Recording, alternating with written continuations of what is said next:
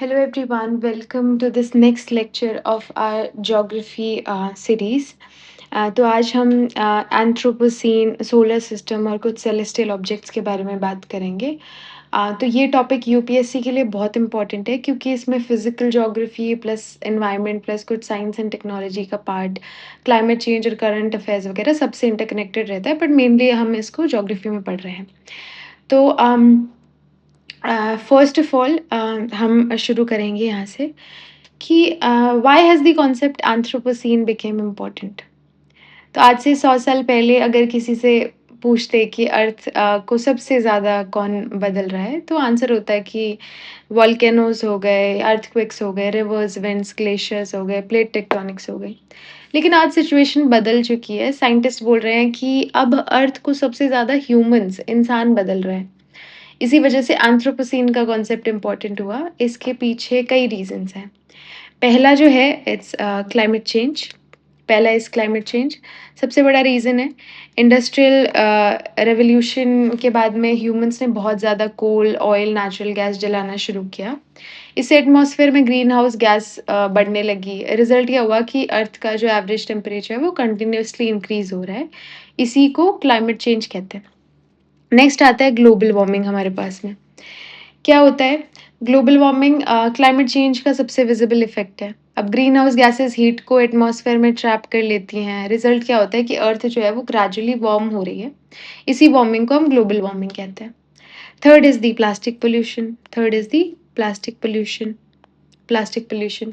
Plastic almost हर जगह मिल रहा है। साइंटिस्ट को प्लास्टिक मिला ओशंस में, आर्कटिक आइस में, डीप सी में, ह्यूमन ब्लड में, प्लेसेंटा में इवन। तो यानी प्लास्टिक सिर्फ पोल्यूशन नहीं है, वो अर्थ की जियोलॉजी का एक पार्ट बन रहा है।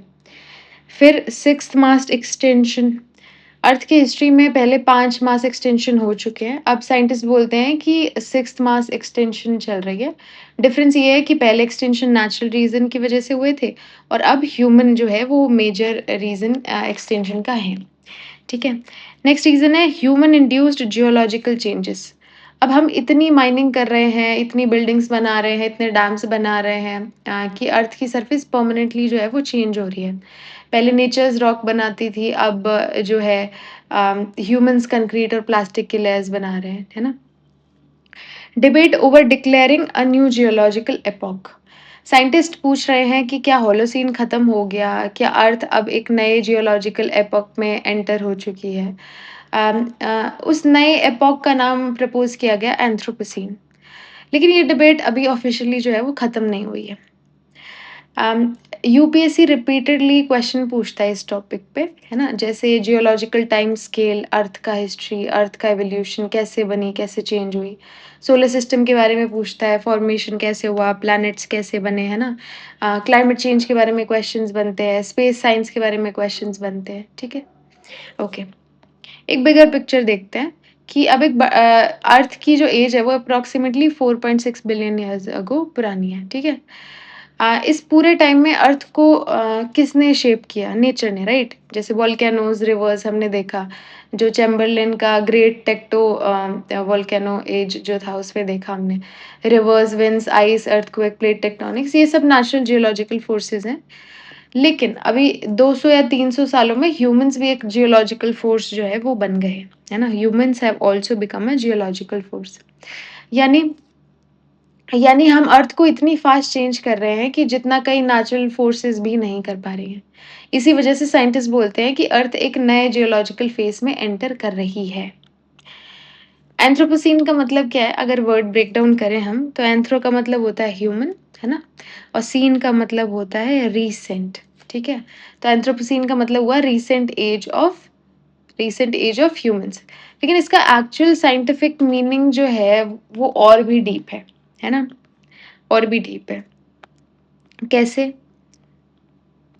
कैसे? एंथ्रोपोसीन एक प्रोपोज्ड जियोलॉजिकल एपॉक है जहाँ ह्यूमन एक्टिविटीज जो है वो अर्थ की जियोलॉजी, क्लाइमेट, बायोडाइवर्सिटी, इकोसिस्टम को सबसे ज़्यादा इन्फ्लुएंस कर रही है। पहले अर्थ को नेचर कंट्रोल करती थी, अब ह्यूमंस भी अर्थ सिस्टम को कंट्रोल करने लगे हैं। ठीक है। जियोलॉजिकल टाइम स्केल थोड़ा सा हम देखते हैं। यूपीएससी के लिए जियोलॉजिकल टाइम स्केल इंपॉर्टेंट है। अर्थ का हिस्ट्री बिलियंस ऑफ ईयर्स का है, हमको सबको पता है। अब साइंटिस्ट इस हिस्ट्री को अलग-अलग एराज़ और एपॉक में डिवाइड करते हैं। करंट एरा जो है वो फेनेरोज़ोइक करंट जो एरा है इयॉन जो है वो फेनेरोज़ोइक इयॉन है। इसके अंदर 3 मेजर एराज़ आते हैं। पैलियोज़ोइक एरा ये ओल्डेस्ट एरा है। इसमें मरीन लाइफ, फिश, एम्फिबियंस है ना फर्स्ट फॉरेस्ट वगैरह ये सब डेवलप हुए। फिर मेसोज़ोइक आता है, इसको एज ऑफ रेप्टाइल्स भी कहते हैं। डायनासोर इसी एरा में डोमिनेट करते थे। इसी एरा के एंड में डायनासोर्स एक्सटिंक्ट हो गए। फिर सेंजोइक आता है, ये करंट एरा है, इसको एज ऑफ मैमल्स कहते हैं। हम इसी एरा में रह रहे हैं। करंट ऑफिशियल एपॉक क्या है? तो सेंजोइक जो एरा है उसके अंदर करंट ऑफिशियल एपॉक है होलोसीन। ये स्टार्ट हुआ अप्रॉक्सिमेटली 11,700 ईयर्स अगो, है ना? जब लास्ट आइस एज जो है वो खत्म हुई। ह्यूमन सिविलाइजेशन इसी होलोसीन में डेवलप हुई और एग्रीकल्चर, सिटीज, सिविलाइजेशन सब होलोसीन में हुए। प्रपोज न्यू एपॉक हमने देखा एंथ्रोपोसीन है ना? ये अभी ऑफिशियली वैसे एक्सेप्ट नहीं किया गया है, ठीक है? डेफिनेशन हमने देखी एंथ्रोपोसीन की, it refers to the proposed geological epoch where human activities have become the dominant influence on Earth's environment, climate and ecosystem. ठीक है? सिंपल वर्ड्स में पहले नेचर अर्थ को चेंज करता था, अब ह्यूमंस जो है वो अर्थ को रैपिडली मॉडिफाई कर रहे हैं। ठीक है? हुँ। अब व्हाई एंथ्रोपोसीन? है ना? Why anthropocene? तो साइंटिस्ट सिर्फ पॉल्यूशन की बात क्यों नहीं करते? क्यों एक नया एपॉक कर रहे हैं? रीज़न क्योंकि ह्यूमन सिर्फ एक सिस्टम को इफ़ेक्ट नहीं कर रहे हैं, हम अर्थ के ऑलमोस्ट हर स्फीयर को साइमल्टेनियसली इम्पैक्ट कर रहे हैं। जैसे जैसे एटमॉस्फेयर को कार्बन डाइऑक्साइड बढ़ रही है, मीथेन बढ़ रही है, टेम्परेचर इंक्रीज़ हो रहा है ना? हाइड्रोस्फेयर को ओशन, रिवर्स, ग्राउंड वाटर सब पॉल्यूशन और वार्मिंग से इफ़ेक्ट हो रहे हैं। बायोस्फीयर को प्लांट, एनिमल्स, फॉरेस्ट सब इम्पैक्ट हो रहे हैं, है ना? स्पीशीज़ एक्सटिंक्ट हो रही हैं। लिथोस्फेयर को land mining, construction, urbanization, land use change सब जियोलॉजी चेंज कर रहा है। क्रायोस्फेयर को भी अर्थ का जो फ्रोज़न पार्ट है, glaciers, ice sheets sea ice वगैरह हो गई, है ना? सी आइस वगैरह हो गई, सब मेल्ट हो रहे हैं। इसलिए एंथ्रोपोसीन सिर्फ पॉल्यूशन नहीं है, ये अर्थ सिस्टम को चेंज करने का कॉन्सेप्ट है। एविडेंस क्या है? अब साइंटिस्ट किसी भी जियोलॉजिकल एपॉक को एविडेंस के बेसिस पर डिफाइन करते हैं। एंथ्रोपोसीन के भी स्ट्रॉन्ग एविडेंसेस दिए जाते हैं। जैसे सबसे पहला एविडेंस तो हमारे पास है ही, very practical one, climate change. Industrial revolution से पहले एटमॉस्फेरिक जो कार्बन डाइऑक्साइड है वो अप्रॉक्सिमेटली 280 पार्ट्स पर मिलियन जो होता है वो हुआ करता था, लेकिन आज 420 पार्ट्स पर मिलियन है। 280 से 420 प्लस पे पहुंच गया है ना? ये इंक्रीज नेचुरली नहीं है, ये मोस्टली ह्यूमन एमिशन की वजह से हुआ है। तो इसका रिजल्ट क्या हुआ? इसके रिजल्ट से टेम्परेचर बढ़े, heat waves, drought, flood, glacier melting ये सब जो है वो देखने को मिलता है। सब क्लाइमेट चेंज का इंडिकेटर है। फिर प्लास्टिक का इन्वेंशन सिर्फ 20th सेंचुरी में हुआ, लेकिन आज प्लास्टिक अर्थ के हर कॉर्नर में मिल रहा है। साइंटिस्ट को plastic oceans, Arctic ice, deep sea, human blood, placenta सब में मिल रहा है ना?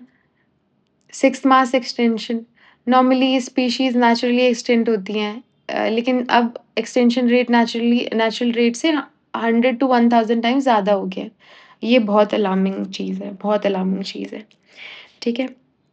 फिर अम, फिर न्यूक्लियर सिग्नेचर्स 1945 के बाद एटॉमिक बॉम्ब टेस्टिंग हुई। Countries like America, USSR, France, UK, China सबने एटमॉस्फेयर में न्यूक्लियर टेस्ट किए। इससे रेडियो एक्टिव पार्टिकल्स पूरी अर्थ पर स्प्रेड हो गए और ये जो रेडियो एक्टिव आइसोटोप्स हैं ये फ्यूचर रॉक में प्रिजर्व रहेंगे। इसी वजह से ये एंथ्रोपोसीन का एक एक्सीलेंट जियोलॉजिकल मार्कर माना जाता है। ठीक है? Next is urbanization. Cities continuously expand हो रही हैं, कंक्रीट, स्टील, ग्लास, एस्फल्ट ये सब अर्थ की सरफेस का परमानेंट पार्ट बन रहे हैं और फ्यूचर जो जियोलॉजिस्ट हैं इन्हें देखकर आइडेंटिफाई कर सकते हैं कि यहाँ ह्यूमन सिविलाइजेशन थी।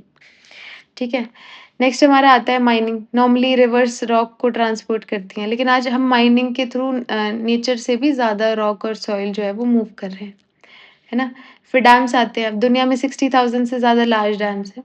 रिवर नॉर्मली सेडिमेंट से सी तक ले जाती है, डैम बना देती है। अब जो सेडिमेंट है वो डैम के पीछे ही डिपॉज़िट हो जाते हैं। रिज़ल्ट ये होता है कि रिवर सिस्टम परमानेंटली चेंज हो जाता है और डेल्टा फॉर्मेशन भी अफ़ेक्ट होता है इसकी वज़ह से। फिर आता है हमारा agriculture.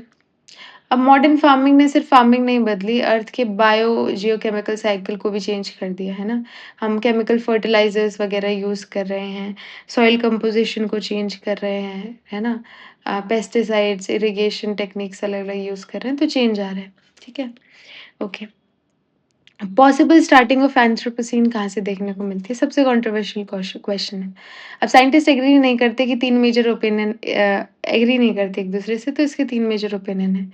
The very first is industrial revolution around like 1750, है ना? कोल बर्निंग स्टार्ट हुई, फैक्ट्रीज़ आई, कार्बन एमिशन इंक्रीज़ हुआ। इसी से क्लाइमेट चेंज का जो है वो बिगिनिंग माना जाता है। फिर सबसे इससे बाद में जो 1950 का ग्रेट एक्सेलरेशन जो है, इस पीरियड को एक्सेप्ट किया जाता है। 1915 के बाद एक साथ बहुत सारी चीज़ें रैपिडली बढ़ी, जैसे human population, energy use, industrialisation, vehicles, fertiliser वगैरह, है ना? इसी वजह से बहुत साइंटिस्ट जो है ना 1950 को एंथ्रोपोसीन की बिगिनिंग मानते हैं। अब एग्रीकल्चर रेवोल्यूशन जो है उसको तीसरा रीज़न माना जाता है।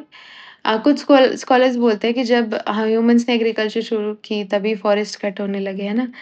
तभी फॉरेस्ट कट होने लगे और लैंड यूज़ चेंज हुआ, इकोसिस्टम मॉडिफाई होने लगा। इसलिए एंथ्रोपोसीन की बिगिनिंग वहीं से मानी जाती है। ऑफ़िशियल तो नहीं है ऑफ़ कोर्स, हमने देखा था कि it is not officially accepted, है ना? क्रिटिसिज़्म क्या है एंथ्रोपोसीन का? तो सब साइंटिस्ट इसी कॉन्सेप्ट को एग्री नहीं करते, इस कॉन्सेप्ट से एग्री नहीं करते। ह्यूमन इम्पैक्ट जो है वो इक्वल नहीं है। सब ह्यूमन्स ने इक्वल पॉल्यूशन नहीं किया है, ठीक है? सब ह्यूमन्स ने इक्वल पॉल्यूशन नहीं किया है। सब अब जो डेवलप्ड कंट्रीज़ हैं उन्होंने इंडस्ट्रियल रेवोल्यूशन के बाद बहुत ज़्यादा एमिशन किया। डेवलपिंग कंट्रीज़ कंपैरेटिवली कम रिस्पॉन्सिबल है, तो पूरी ह्यूमैनिटी इक्वली ब्लेम नहीं देना चाहिए, ठीक है? फिर नेक्स्ट हमारे पास आता है एक और टर्म है कैपिटलोसीन। ये क्या है? कुछ स्कॉलर्स बोलते हैं कि प्रॉब्लम ह्यूमन्स नहीं है, प्रॉब्लम है इंडस्ट्रियल कैपिटलिज्म। इसलिए एंथ्रोपोसीन की जगह कैपिटलोसीन जो है वो वर्ड यूज़ करते हैं। उनका आर्गुमेंट है कि अनरिस्ट्रिक्टेड जो इंडस्ट्रियल प्रोडक्शन है और जो प्रॉफिट ड्रिवन इकोनॉमी है, उसने एनवायरमेंटल क्राइसिस को जो है वो जन्म दी है, ऐसा वो मानते हैं। ठीक है? सो ये हमारा एंथ्रोपोसीन को लेके था। क्या था? अ, जो भी था हमने देख लिया। एनीवेज़ आगे बढ़ते हैं। सोलर सिस्टम के बारे में पढ़ते हैं। ठीक है? यस। तो अब हमने एंथ्रोपोसीन पढ़ा, अब हम सोलर सिस्टम शुरू कर रहे हैं, है ना? ये भी यूपीएससी में प्रीलिम्स, मेंस दोनों के लिए काफ़ी इम्पोर्टेंट है। डेफिनेशन क्या है सोलर सिस्टम की? सबसे पहले तो सोलर सिस्टम होता क्या है? सिंपल लैंग्वेज में सोलर सिस्टम सन का ग्रेविटेशनल फैमिली है। जैसे एक फैमिली में सब मेंबर एक हेड के अराउंड रहते हैं, वैसे ही सोलर सिस्टम में सन सेंटर में रहते हैं और बाकी सारे जो ऑब्जेक्ट्स हैं उसकी ग्रेविटी की वजह से उसके अराउंड रिवॉल्व करते हैं। इस फैमिली में सिर्फ प्लैनेट्स ही नहीं होते, इसमें सन के साथ-साथ में प्लैनेट्स के साथ में dwarf planets, natural satellites, asteroids, comets, meteorites, dust, gas, ये सब भी सोलर सिस्टम का ही पार्ट होते हैं। ये सब भी सोलर सिस्टम का एक पार्ट होते हैं, यानी सोलर सिस्टम एक बहुत बड़ा ग्रेविटेशनल सिस्टम है, ठीक है? सोलर सिस्टम की एज क्या है ना? सबसे पहले क्या एज है? 4.6 बिलियन ईयर्स अगो जो प्लैनेट्स हैं वो बने, है ना? एस्टिमेट एज मानी जाती है। ओके, ठीक है। अब बहुत लोग सोचते हैं कि सोलर सिस्टम यूनिवर्स के सेंटर में है, नहीं। सोलर सिस्टम एक गैलेक्सी के अंदर है और उस गैलेक्सी का नाम मिल्की वे है। मिल्की वे को हिंदी में हम आकाश गंगा भी बोलते हैं और मिल्की वे के भी सेंटर में नहीं, हम उसके एक स्पाइरल आर्म के अंदर रहते हैं। उस आर्म का नाम है ओरियन आर्म, है ना? यानी एड्रेस कुछ इस तरह समझ सकते हैं कि यूनिवर्स के अंदर मिल्की वे गैलेक्सी, उसके अंदर ओरियन आर्म, उसके अंदर जो है सोलर सिस्टम और उसके अंदर अर्थ। है ना? ठीक है। सोलर सिस्टम का क्या स्ट्रक्चर है?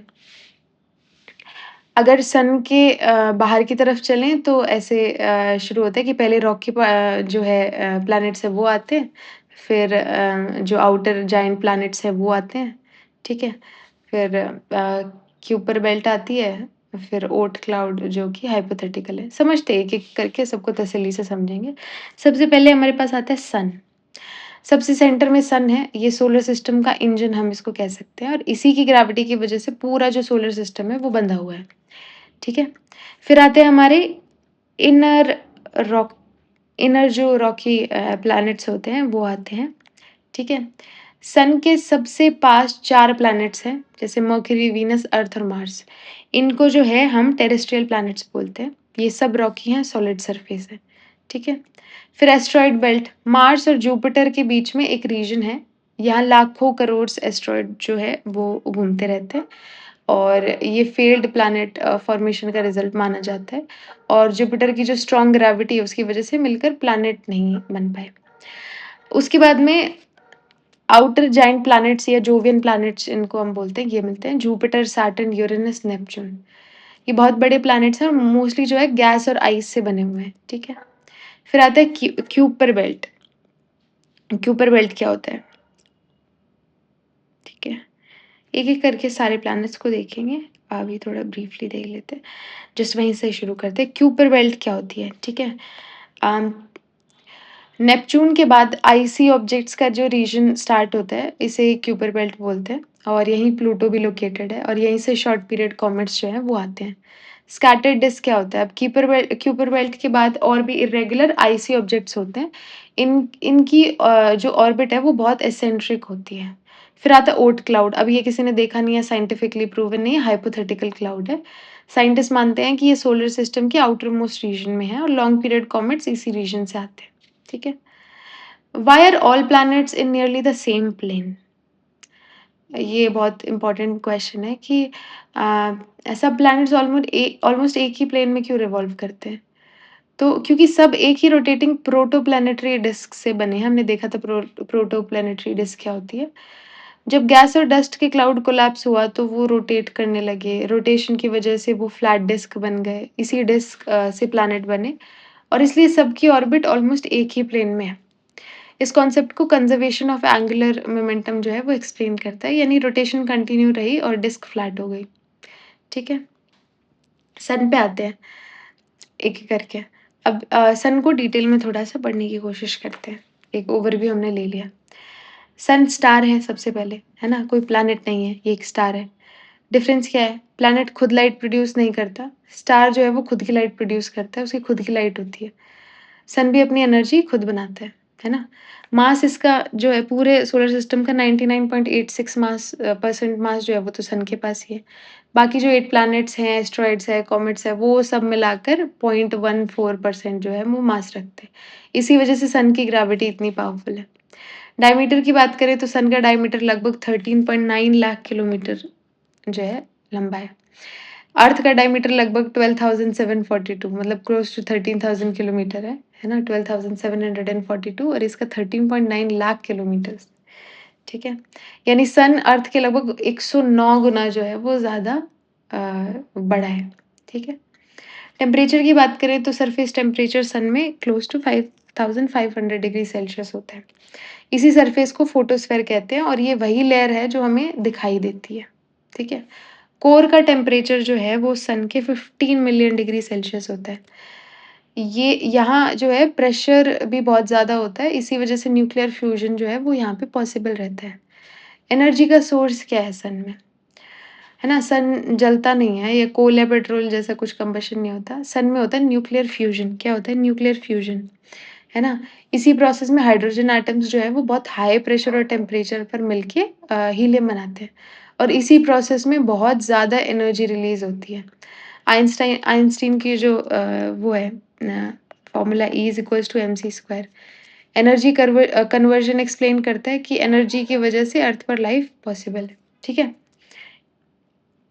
प्लैनेट्स की बात करते हैं चलो, प्लैनेट्स की बात करते हैं, ठीक है? हुँ। सबसे पहले हम बात करेंगे मर्क्यूरी की। मर्क्यूरी सबसे क्लोज़ेस्ट है, सबसे स्मॉलेस्ट है, ठीक है? सबसे स्मॉलेस्ट सबसे छोटा प्लैनेट है। हुँ। मर्क्यूरी के पास प्रॉपर एटमॉस्फेयर नहीं है, सिर्फ़ एक बहुत पतली-सी एग्ज़ोस्फेयर है, पतली-सी एग्ज़ोस्फेयर है ना? इसलिए जो है हीट रिटेन नहीं कर पाता ये, हीट रिटेन नहीं कर पाता, है ना? ठीक है? लार्जेस्ट टेम्परेचर वेरिएशन हमको यहाँ पे देखने को मिलता है। दिन में जो है वो टेम्परेचर लगभग 430 डिग्री सेल्सियस चला जाएगा, वहीं रात में -180 हो जाएगा, है ना? क्योंकि एटमॉस्फेयर तो है नहीं तो ट्रैप क्या करेगा फिर? कोई मून नहीं है इसके पास में, कोई रिंग नहीं है इसके पास में, है ना? सन का एक चक्कर जो है वो 88 डेज़ में कंप्लीट करता है, ठीक है? रोटेशन की बात करें तो कुछ 59 अर्थ डेज़ जो हैं उसमें रोटेट करता है। ओके। स्पिन ऑर्बिट रेजोनेंस ये क्या है? Spin orbit resonance. Mercury 2 revolution complete करते वक़्त 3 रोटेशन कंप्लीट करता है, यानी 3 rotation is equals to 2 orbit. इसी को 3:2 स्पिन ऑर्बिट बोला गया है कि 3 रोटेशन कंप्लीट करता है 2 रिवोल्यूशन में, है ना? इसी को कहते हैं 3:2 स्पिन ऑर्बिट रेजोनेंस। फिर आते हैं वीनस पे। वीनस को अर्थ का ट्विन कहते हैं। साइज़ और मास अर्थ के ऑलमोस्ट सिमिलर है, इसलिए अर्थ का ट्विन इसको कहा जाता है। अब इसमें लेकिन कंडीशंस बिल्कुल अलग हैं। ये हमारे जैसा तो बिल्कुल नहीं है, हॉटेस्ट प्लैनेट है ना? और रीज़न क्या है कि रनअवे जो ग्रीन हाउस इफ़ेक्ट है वो बहुत स्ट्रॉन्ग है इधर। वीनस का एटमॉस्फेयर लगभग पूरा लाइक कार्बन डाइऑक्साइड से बना है ना? तो जो हीट है वो ट्रैप्ड रहती है। सल्फ्यूरिक एसिड के क्लाउड्स देखने को मिलते हैं यहाँ पे, है ना? ये क्लाउड्स जो है हमारे यहाँ वाटर के होते हैं, उधर सल्फ्यूरिक एसिड के क्लाउड्स है। इसी वजह से वीनस जो है वो बहुत हॉस्टाइल एनवायरनमेंट वो करता है, पॉसेस करता है। प्रेशर की बात करें तो सरफेस प्रेशर अर्थ के लगभग 92 टाइम्स ज़्यादा है। यानी अगर इंसान वीनस पर खड़ा हो तो उस पर बहुत ज़्यादा प्रेशर पड़ेगा। रोटेट बहुत स्लो करता है, वीनस सबसे स्लोली रोटेट करता है। एक दिन 1 साल से भी बड़ा होता है, ठीक है? रेट्रोग्रेड रोटेशन करता है वीनस, उल्टा चलता है बाकियों से, है ना? बाकी वेस्ट टू ईस्ट चलते हैं, ये ईस्ट टू वेस्ट चलता है अलोंग विद यूरेनस, है ना? उल्टा घूमता है। इसको रेट्रोग्रेड रोटेशन बोलते हैं, रेट्रोग्रेड, ठीक है? मून की बात करें तो कोई मून नहीं है वीनस के पास में। रनअवे ग्रीन हाउस इफ़ेक्ट हमने ये पढ़ा था, ये क्या चीज़ होती है ये? तो CO2 जो है वो कंटिन्यूअसली हीट ट्रैप करता है, हमको पता है, और टेम्परेचर बढ़ता जाता है उसकी वजह से। और ग्रीन हाउस इफ़ेक्ट और स्ट्रॉन्ग हो गया, यानी कि ये साइकिल कंटिन्यू होती रही। इसी को रनअवे ग्रीन हाउस इफ़ेक्ट कहते हैं। इसी वजह से वीनस मरकरी से भी ज़्यादा हॉट है। फिर आता है हमारा अर्थ। अर्थ यूनिक क्यों है? क्योंकि ये अकेला ऐसा प्लैनेट है जिसमें लाइफ कन्फर्म्ड है। लिक्विड वाटर एग्ज़िस्ट करता है। सरफेस पर स्टेबल लिक्विड वाटर अवेलेबल है ना? लाइफ के लिए सबसे इम्पोर्टेंट कंडीशन है।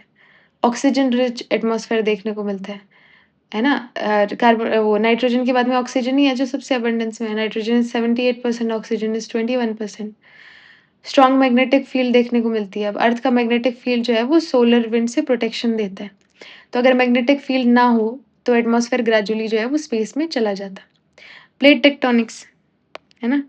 प्लेट टेक्टोनिक्स अर्थ पर लिथोस्फीयर प्लेट्स कंटिन्यूअसली मूव करती रहती हैं, इसी वजह से माउंटेन्स, अर्थक्वेक्स, वोल्केनोज़ वगैरह ये सब डेवलप होते हैं। नेक्स्ट है गोल्डीलॉक्स ज़ोन क्या होता है? अभी अर्थ सन से बहुत पास भी नहीं है और बहुत दूर भी नहीं है, तो एक हैबिटेबल सा ज़ोन है जिसमें लिक्विड वाटर एग्ज़िस्ट कर सकता है। मतलब पानी ना तो जम रहा है ना भाप बन रहा है ना? लिक्विड कंडीशन में है, तो यानी कि ठीक-ठाक कंडीशन, हैबिटेबल ज़ोन है, रहने लायक, गोल्डीलॉक्स ज़ोन है। ठीक है? एक मून है हमारे पास में, एक ही नेचुरल सैटेलाइट है, उसको मून कहते हैं। ठीक है? फिर मार्स पे आते हैं, मार्स क्या होता है? रेड प्लैनेट इसको बोलते हैं, है ना? रेड क्यों है ये? रेड सरफेस क्यों दिखाई देता है? आयरन ऑक्साइड की वजह से, ठीक है? एटमॉस्फेयर बहुत थिन कार्बन डाइऑक्साइड का एटमॉस्फेयर देखने को मिलता है। अर्थ जैसा थिक एटमॉस्फेयर नहीं है। अब सोलर सोलर सिस्टम का जो सबसे बड़ा वोल्केनो है वो अपन को मार्स पे देखने को मिलता है, जिसको अपन माउंट सॉरी ओलंपस मॉन्स बोलते हैं, ठीक है? हुँ। सबसे बड़ी कैन्यन यहाँ पे देखने को मिलती है वेल्स मैरिनेसिस, ठीक है? सबसे बड़ा कैन्यन देखने को मिलता है। पोलर आइस कैप्स देखने को मिलती है। मार्स के पोल्स पर आइस कैप्स हैं, है ना? वाटर आइस और CO2 आइस दोनों मिलते हैं। 2 मून्स हैं, फोबोस एंड डेमोस मार्स के पास, ठीक है? ओके। एविडेंस सजेस्ट करते हैं कि जो पास्ट में जो है मार्स पर रिवर्स, लेक्स, शायद ओशंस वगैरह भी हुआ करते थे। इसलिए मार्स पर पास्ट लाइफ की पॉसिबिलिटी की स्टडी की जा रही है ना, मार्स को लेके हम मिशंस वगैरह भी भेजते हैं, ठीक है। ओके। अब हम नेक्स्ट पढ़ेंगे जुपिटर के बारे में। जुपिटर के बारे में क्या है? तो जुपिटर सोलर सिस्टम का किंग प्लैनेट बोला माना जाता है, किंग प्लैनेट, किंग प्लैनेट। ठीक है? क्यों? अगर बाकी सारे प्लैनेट्स का मास मिला दिया जाए तब भी जुपिटर का मास बहुत बड़ा है। इसकी ग्रेविटी इतनी स्ट्रॉन्ग है कि ये सोलर सिस्टम की जो स्टेबिलिटी है, उसको मेंटेन करने में इम्पोर्टेंट रोल प्ले करता है।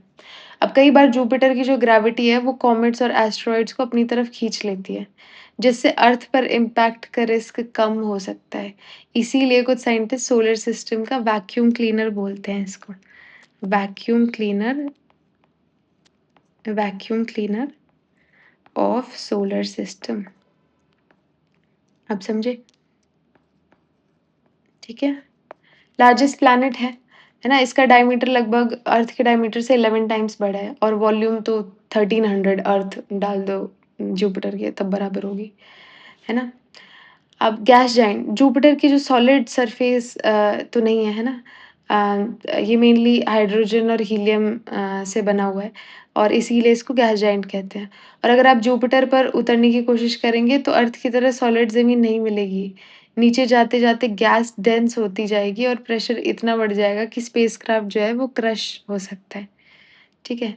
ग्रेट रेड स्पॉट ये क्या है? Great red spot. अब ये जुपिटर की सबसे फेमस फीचर्स में से एक है। ये एक जायंट एंटी साइक्लोन स्टॉर्म है। ये स्टॉर्म लगभग 300 साल से चल रहा है और इसका साइज़ कभी अर्थ से भी बड़ा था और इसमें हवा बहुत तेज़ घूमती है और अर्थ के जो साइक्लोन है कुछ दिन या हफ्तों तक रहते हैं, लेकिन ये जुपिटर का जो स्टॉर्म है ये सदियों से चलता हुआ आ रहा है, कुछ 300 ईयर्स तक, है ना? तो इसको बोलते हैं ग्रेट रेड स्पॉट, ठीक है?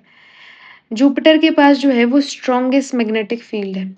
सोलर सिस्टम के प्लैनेट्स में जुपिटर का मैग्नेटिक फील्ड सबसे पावरफुल है। ये इतना स्ट्रॉन्ग है कि इसके आसपास डेंजरस जो रेडिएशन बेल्ट्स हैं वो बनते हैं और इसी वजह से जुपिटर के पास स्पेसक्राफ्ट भेजना टेक्निकली काफ़ी चैलेंजिंग है। ठीक है? बहुत लोग सोचते हैं कि सिर्फ़ सैटर्न के पास रिंग है, लेकिन जुपिटर के पास भी रिंग है, लेकिन ये बहुत फेंट यानी कि हल्की रिंग्स हैं, ठीक है? तो ईज़िली विज़िबल नहीं होती। अगर मून्स की बात करें तो जुपिटर के पास 95 से भी ज़्यादा मून्स हैं, डिस्कवर किए गए हैं, ठीक है? सबसे फ़ेमस है गैलियन मून्स, ठीक है? गैलीली ने डिस्कवर किया था और बाकी हैं हाँ, डिस्कवर किया था।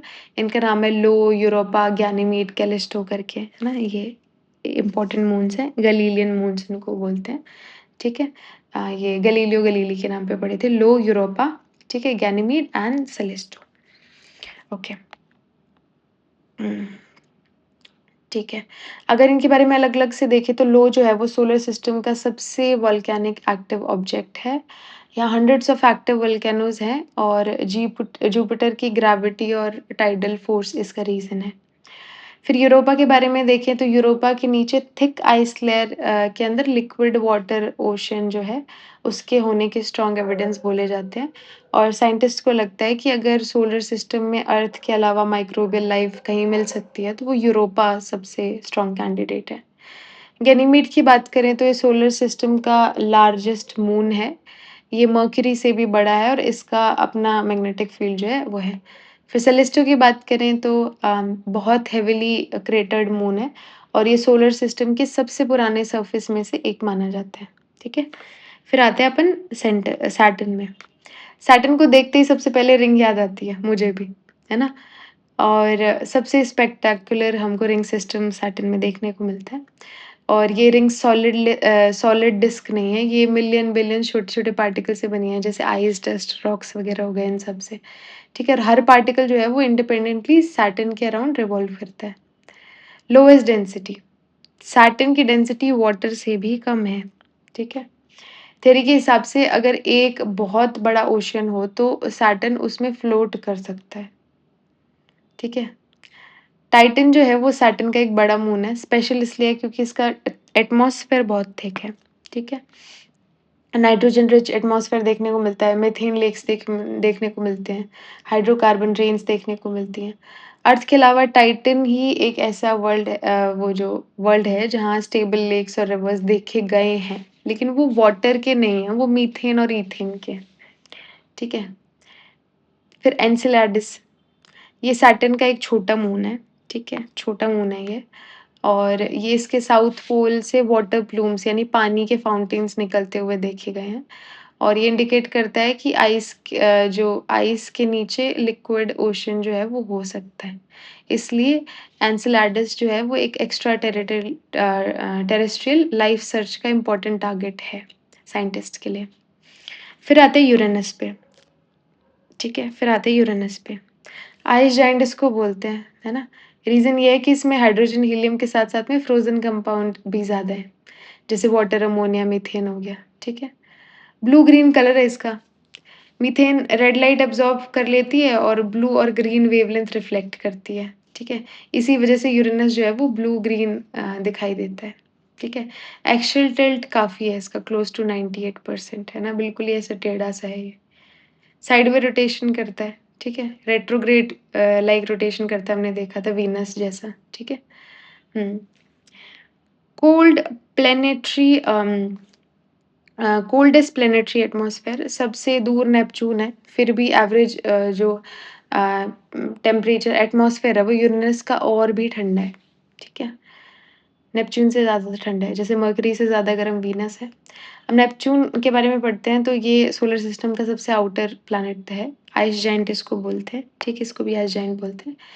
आय और फास्टेस्ट विंड चलती है नेपच्यून पे। नेपच्यून पर हवा की speed close to 2000 kilometre per hour है, से भी ज़्यादा है और ये सोलर सिस्टम में सबसे फास्ट प्लैनेटरी विंड्स है। डीप ब्लू कलर का है, मीथेन गैस और एटमॉस्फेरिक कंपोज़िशन की वजह से नेपच्यून को डीप ब्लू कलर मिला है, ठीक है? ट्रिटॉन नाम का सबसे बड़ा मून है, रेट्रोग्रेड ऑर्बिट में रिवॉल्व करता है, यानी नेपच्यून के रोटेशन के ऑपोज़िट डायरेक्शन में रोटेट करता है। अब साइंटिस्ट मानते हैं कि ट्रिटॉन ओरिजिनली कुपर बेल्ट का ऑब्जेक्टिव था और नेपच्यून ने कैप्चर कर लिया, ठीक है? ओके। अब इंटरेस्टिंगली नेपच्यून सन से जितनी एनर्जी रिसीव करता है, उससे ज़्यादा हीट स्पेस में एमिट करता है। मतलब इसके अंदर इंटरनल हीट सोर्स प्रेज़ेंट है नेपच्यून के अंदर, ठीक है? फिर ड्वार्फ प्लैनेट्स क्या होते हैं देखते हैं। ड्वार्फ प्लैनेट्स 2006 में इंटरनेशनल एस्ट्रोनॉमिकल यूनियन ने ड्वार्फ प्लैनेट्स की डेफिनेशन दी। मतलब एक ड्वार्फ प्लैनेट को सन के अराउंड ऑर्बिट करना चाहिए, ग्रेविटी की वजह से लगभग स्फेरिकल होना चाहिए, अपने ऑर्बिटल नेबरहुड को क्लियर नहीं किया होना चाहिए, ठीक है? नहीं किया होना चाहिए और किसी और प्लैनेट की सैटेलाइट नहीं होनी चाहिए, ठीक है? ऑर्बिटल नेबरहुड क्लियर करना क्या होता है? एक प्रॉपर प्लैनेट अपनी ग्रेविटी से अपनी ऑर्बिट के आसपास के जो छोटे ऑब्जेक्ट्स होते हैं, उनको एब्ज़ॉर्ब कर लेता है, ये बाहर निकाल देते हैं। प्लूटो ये काम नहीं कर पाया, इसलिए उसको ड्वार्फ प्लैनेट क्लासिफ़ाई किया गया, ठीक है? और कुछ सेरेस, एरेस है ना, ये सब भी ड्वार्फ प्लैनेट्स हैं। एस्टेरॉइड्स क्या होते हैं? एस्टेरॉइड्स छोटे रॉकी बॉडीज़ होते हैं, ये मेनली मार्स और जुपिटर के जो है वो बीच एस्टेरॉइड बेल्ट है, उसमें मिलते हैं। ये सोलर सिस्टम के फॉर्मेशन के लेफ्टओवर्स हैं, यानी ये जो मटेरियल प्लैनेट्स नहीं बना सका, वो एस्टेरॉइड के रूप में रह गया। लार्जेस्ट एस्टेरॉइड सेरेस देखने को मिलता है ना? लेकिन ध्यान रहे कि सेरेस को अब ड्वार्फ प्लैनेट भी क्लासिफाई किया गया है, ठीक है? फिर उसके बाद में कॉमेट्स क्या होते हैं? कॉमेट्स को अक्सर डर्टी स्नोबॉल्स कहा जाता है क्योंकि ये बने होते हैं आइस, डस्ट और रॉक के, ठीक है? शॉर्ट पीरियड कॉमेट्स जो होते हैं वो क्यूपर बेल्ट से आते हैं और लॉन्ग पीरियड कॉमेट्स जो हैं वो ऑर्ट बेल्ट से आते हैं, ठीक है? जब कॉमेट सन के पास आता है तो सन की हीट जो है वो उसकी आइस डायरेक्टली गैस बनने लगती है तब, ठीक है? इस प्रोसेस को कहते हैं सब्लिमेशन। इस प्रोसेस को हम कहते हैं सब्लिमेशन, ठीक है?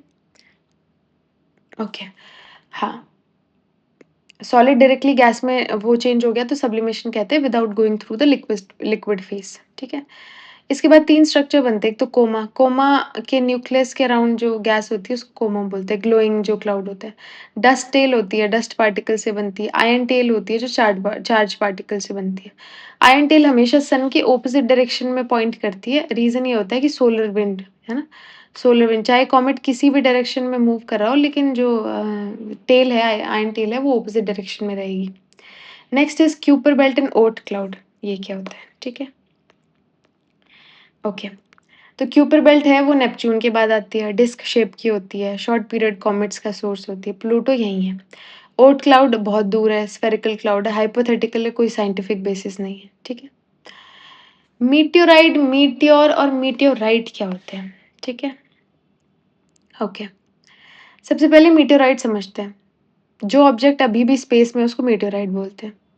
जब वही ऑब्जेक्ट अर्थ के एटमॉस्फेयर में एंटर करता है और फ्रिक्शन की वजह से जलने लगता है तो उसको मीटियोर बोलते हैं।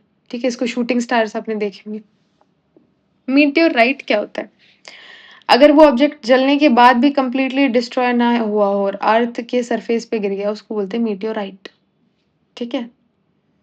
ओके। मून का फॉर्मेशन कैसे हुआ ये हम देख चुके थे, जायंट इम्पैक्ट हाइपोथेसिस पिछले जो है वो हमने लेक्चर में देखा था। ठीक है? टाइडल लॉकिंग क्या होता है ये इंपॉर्टेंट है कि हमने नहीं देखा था। अब मून रोटेट भी करता है, रिवॉल्व भी करता है, दोनों में लगभग 27.3 डेज़ लगते हैं। इसी वजह से हमें मून का हमेशा सेम फेस दिखाई देता है और मून का दूसरा जो साइड है वो परमानेंटली हमसे हिडन है, बस अर्थ से विज़िबल नहीं है। इसी को बोलते हैं टाइडल लॉकिंग, ठीक है। लूनार मंथ क्या होता है? अब मून को स्टार्स के रिस्पेक्ट में अर्थ का एक रेवोल्यूशन कंप्लीट करने में 27.3 डेज़ लगते हैं, ठीक है। एक फुल मून से अगले फुल मून तक लगते हैं 29.5 डेज़। ये डिफरेंस अर्थ के भी सन के अराउंड मूव करने की वजह से होता है, ठीक है? तो साइनोडिक मंथ और साइडेरियल मंथ में क्या फ़र्क है, ये आप देख सकते हैं। सुपर मून क्या होता है?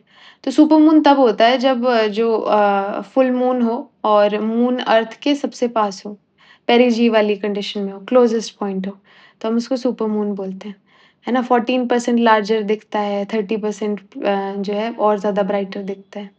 रेट्रोग्रेड मोशन और हाँ, ये हमने देखा था retrograde motion and retrograde rotation में क्या फ़र्क है? दोनों अलग कॉन्सेप्ट है। रेट्रोग्रेड रोटेशन का मतलब होता है कि प्लैनेट अपनी एक्सिस पर ऑपोज़िट डायरेक्शन में रोटेट करे, अपनी एक्सिस पर। एग्ज़ाम्पल हो गया वीनस।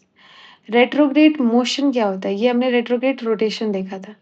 मोशन मतलब ये एक्चुअली रिवर्स मूवमेंट नहीं होता। अर्थ और दूसरे प्लैनेट्स की रिलेटिव पोज़ीशन उनकी वजह से हमें लगता है कि कोई प्लैनेट कुछ समय के लिए उल्टा चल रहा है। ये एपरेंट मोशन होता है एग्ज़ैक्टली नहीं, ठीक है? वीनस बैकवर्ड क्यों रोटेट करता है? तो 2 मेजर थियरीज़ हैं। एक तो बोला जाता है कि जायंट इम्पैक्ट अर्ली जो सोलर सिस्टम है उसमें किसी बड़े ऑब्जेक्ट ने वीनस को टक्कर मारी, उसकी वजह से उसका जो रोटेशन है वो उल्टा हो गया, ऐसा बोला जाता है। यूरेनस का क्या है? अरे हम तो ऊपर आ गए, 1 minute.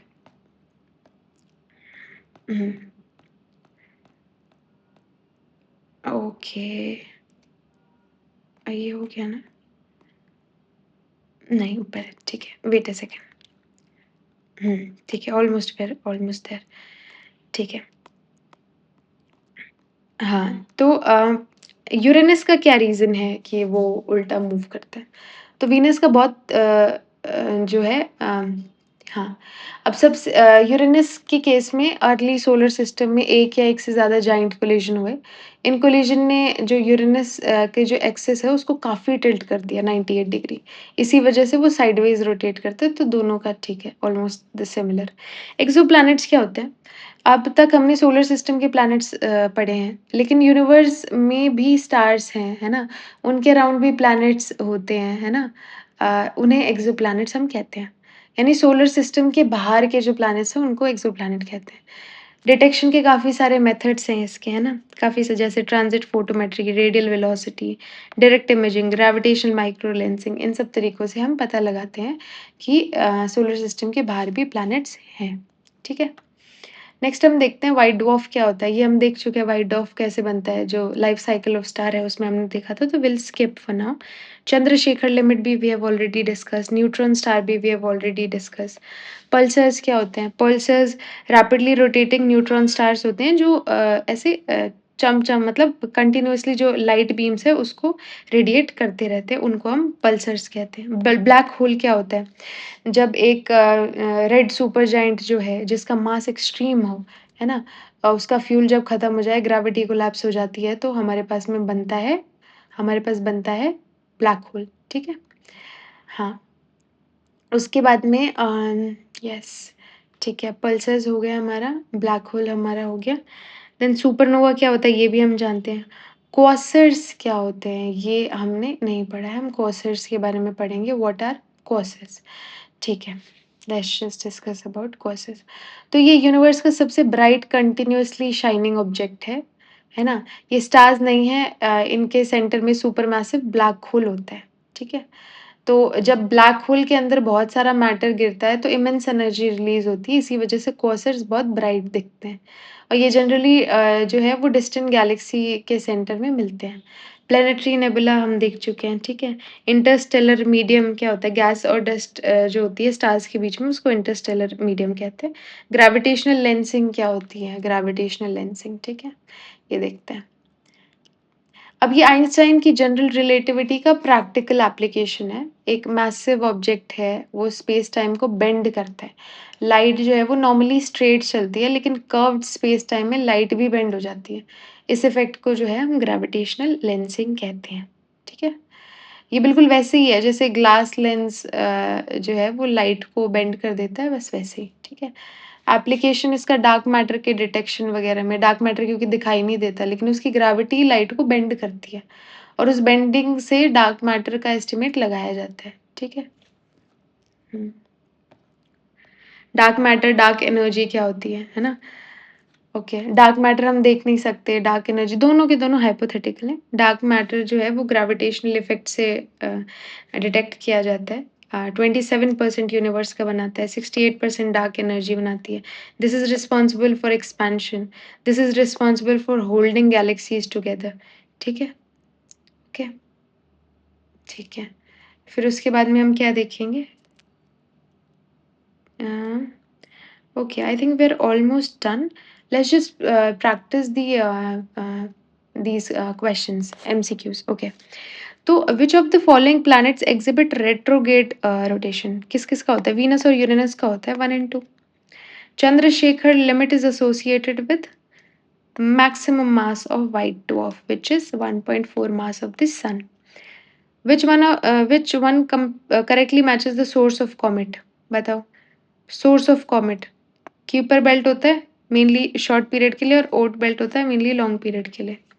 Goldilocks zone refers to habitable zone around a star where liquid water can exist. These are your main question you can practice. Anthropocene represent a new phase in Earth's geological history where human activities rival natural processes. Discuss with suitable examples. This you can practice. Explain the structure of solar system, distinguish between terrestrial and Jovian planets, and discuss the significance of small bodies such as asteroids, comets, white dwarf planet in understanding the origin of solar system. This you can practice. Climate change is influencing not only Earth's environment but also its physical dynamics. Examine how global warming affects Earth's rotation and axial orientation and discuss its broader scientific implications. So ये कुछ questions है, you can practice them up. And this was about our video. In the next lecture, we'll be discussing about sun के different layers, about geomagnetic storms, its effect on Earth, and the related topics. So आपके लिए अगर किसी भी तरीके से ये video helpful रही हो, तो please hit the like button and subscribe to this channel. Thank you so much.